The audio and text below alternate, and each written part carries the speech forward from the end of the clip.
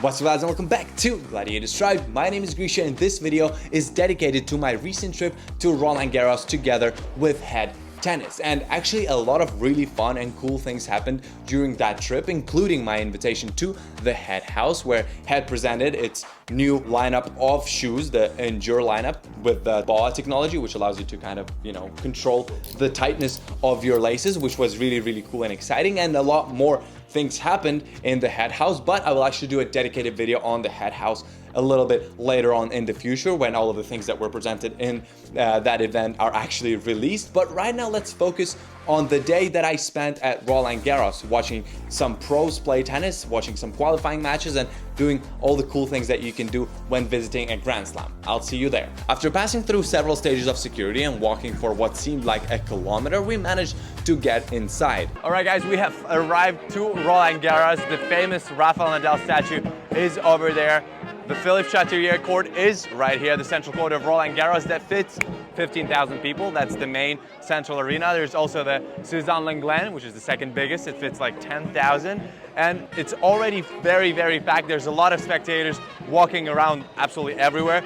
And that's just the qualifying matches. So I can only wonder what's going to happen during the main draw. But now let's just check out what's on the side, what there is to do except for watch the stars play tennis, maybe some fun activities, and what there is to drink, buy, and eat. Follow me.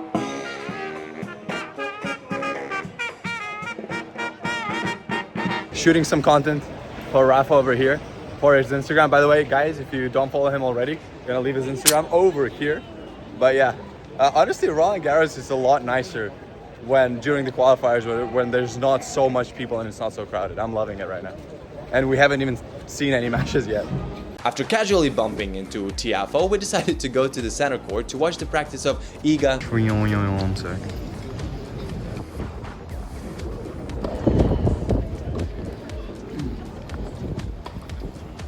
Very impressive kick and drive volley, and although this was the qualifying rounds, there was a match that I really wanted to watch, and that was Shevchenko versus Misolic. Shevchenko told me back in Dubai that he actually watches my channel, so I was most certainly cheering for him, and unfortunately he ended up losing in the last round of qualifying, but good news is he ended up entering main draw as lucky loser. We then headed to the Tenniseum, which sold pretty much the same stuff as the tennis boutique, and then checked out the stand of Ice Din. So that one is our best seller. Okay. It's the Fusion Water Magic. Inside you will find hyaluronic acid, seaweed extract, and vitamin E. Here, as you can see, our edgery. Who's that?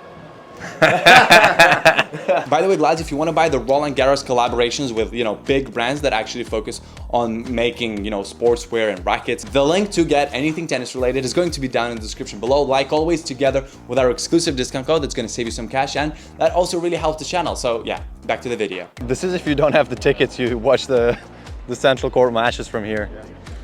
Horrible. Oh, wait, who's that? No, I'm not Rafa, no.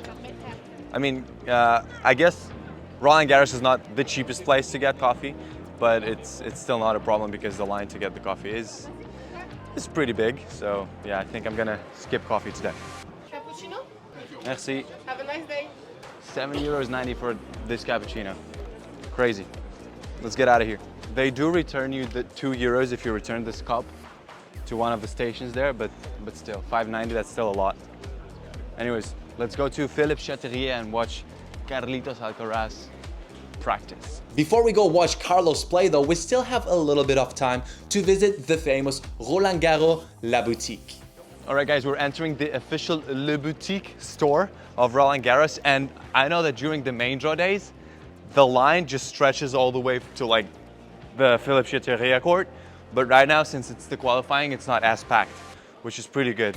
But yeah, I remember standing this whole line last year and not so pleasant. But now, and I also think that the stringers of Roland Garros are in the store as well. So that's kind of cool. Let's see if we can find some cool pro rackets. Bonjour. Merci. So every brand has the Roland Garros collection, of course, including Wilson and Quick little interruption to mention that we're currently actually running a Wilson and Roland Garros collaboration pack giveaway that includes a racket, a bag, some tennis balls, and a toiletries bag. The giveaway is actually still running, and it's going to be running until the 22nd of June, so you still have time to enter. But to see all the details and the rules of entering the giveaway, check out our Instagram page where I actually talk about it. But now, back to La Boutique. We checked out most of the brands presented in the store, but didn't end up getting anything.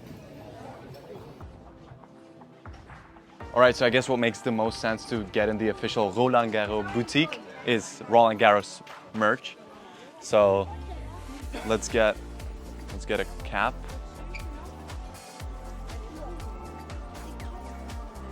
Oh, that's a hard choice. Let's go for this one. Why are they all XS and S? Oh, because that's for women. Makes sense. Ooh, the towel. Of course, we need a towel. Get one of each.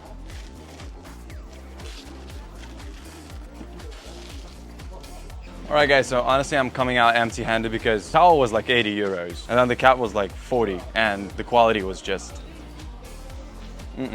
Okay, so here's the problem that I have with purchasing tournament merch. Although I know that it's memories and it's items that bring you back to the times when you were visiting the tournament and having all this fun while you were doing it, visiting a new country or whatever, but still, the price is just way over the top. And although I used to justify the purchase of the tournament merch with the memories argument, right now, since I started working on my own collection of caps and t-shirts, which I'm planning to launch very soon, I know what the actual price of production is, and because I'm going to be selling these items for pretty much the same price as there's like the caps on these huge tournaments, and the quality of the things that I'm trying to launch is just way over the one that you get in these boutiques, it just makes absolutely no sense for me, and I can really not justify for myself. And again, I know that it's memories. I know that, tournament merch is different from, just buying some kind of, tennis brand or whatever. It's different. I do agree with you, but still, it's just, I'm not willing to pay this much for the quality that you get when I know what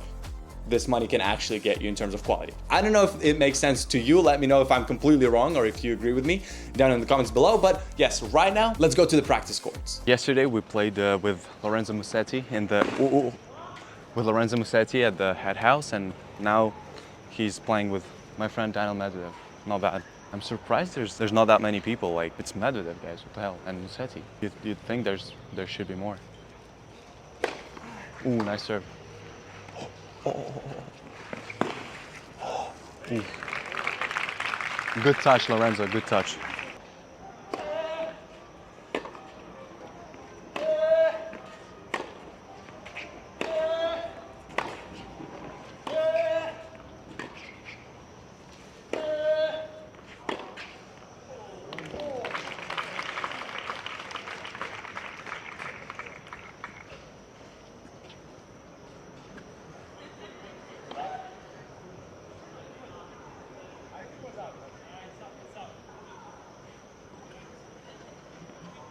Glads, let me know if you think this ball was in or out, but in the meanwhile, we're heading to the center court, Philippe Chatrier, to watch Alcaraz practice with Cerundolo. Is it? No, it's not Alcaraz. I think it's Sabalenka.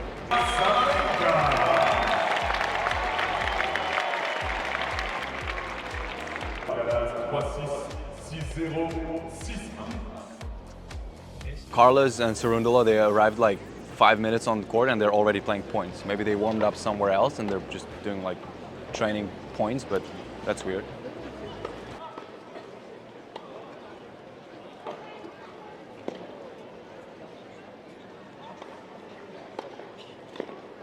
Oh my God, man, come on. Man, Alcaraz can't put a volley in. So over there, I feel like are the VIP, like super VIP lounge places of Court Philippe Chatrier. Then my favorite part are like those studios over there in the corners, on each corner of Philippe Chatrier. There's one in each.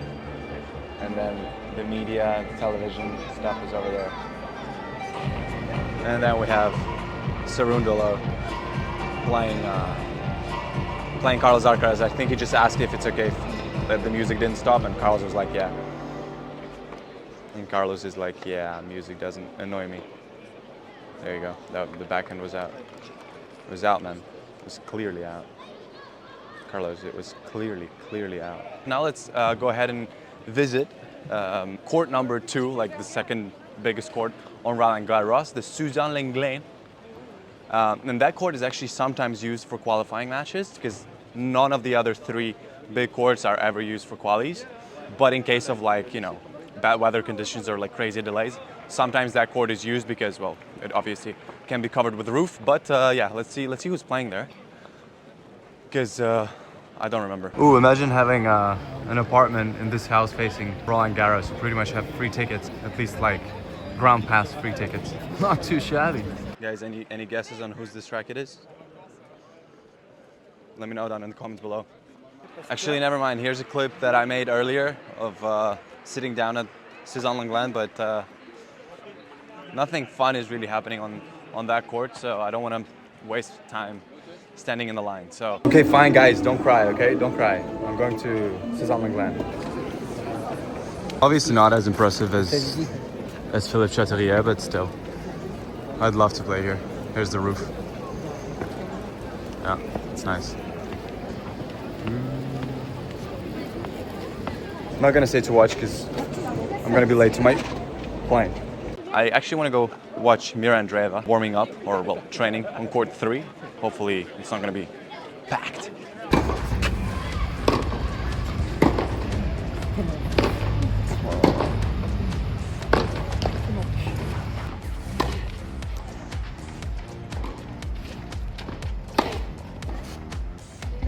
I'm not gonna grab anything to eat right now. Sorry guys. I don't want to wait in the line. But right now we're headed to the courts that are used during the juniors Roland Garros. That's where the junior Roland Garros is played. And it's kind of like the courts behind Philippe Chatrier. I think there's actually some, I think it's trainings going on right now. Or oh, Coco Gauff. Nice. That's an unexpected find. Okay, she's just playing. Do you guys reckon I could beat Coco Gauff if we played on hard court? Fast hard court? Honestly, I feel like in my prime I could beat her. In like fast court, well not fast, but like medium speed hard court indoor. Yeah, but let me know if you think so in the comments below. Ooh, this might create a lot of rage. By the way, this is the station where you give your cup and they return you the €2. But I actually lost mine, so I'm not gonna be able to return the cup. So yeah, oops.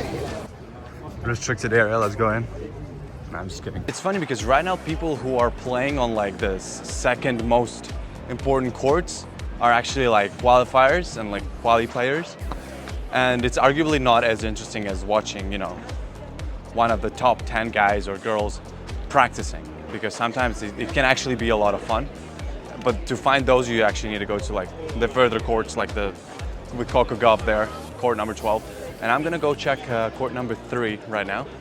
I think it's court 3, to see if Daniel Medvedev is still there, which I doubt because he was there like an hour ago. I doubt that he's going to be practicing for more than 30 minutes, but let's see. Damn.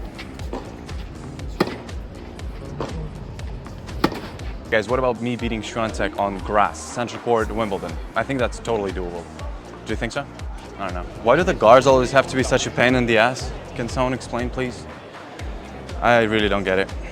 I then watched Ben Shelton play against Stan the man himself, the one and only Stan Wawrinka, and gotta say it was quite satisfying to watch his smooth game unfold. Okay, that's definitely an unexpected one. Not because of this guy, but because of this guy.